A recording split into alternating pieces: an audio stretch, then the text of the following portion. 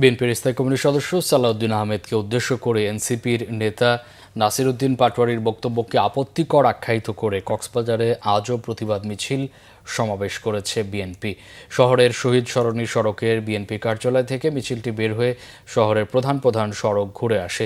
কেন্দ্রীয় নেতা লুৎফুর রহমান কাজলের নেতৃত্বে এতে অংশ নেয় হাজার হাজার নেতাকর্মী। পরে হয় প্রতিবাদ সমাবেশ। এ সময় বক্তারা এনসিপি নেতা নাসির উদ্দিন পাটোয়ারিকে তার বক্তব্য প্রত্যাহার করে ক্ষমা চাওয়ার দাবি জানান। একই সাথে ভাড়ুয়াখালীতে নিহত বিএনপি নেতা রহিম উদ্দিন শিকদারের হত্যার অভিযোগে জামাত নেতাদের গ্রেফতারের দাবি জানান। এদিকে সমাবেশে বক্তব্য দেওয়ার সময় সদর উপজেলা বিএনপির সদস্য সচিব সৈয়দ নূর হৃদরোগে আক্রান্ত হন। তাকে হাসপাতালে নেওয়া হলে তিনি মারা গেছেন বলে জানান কর্তব্যরত চিকিৎসক। তার মৃত্যুতে শোকের ছায়া নামে বিএনপি পরিবারে।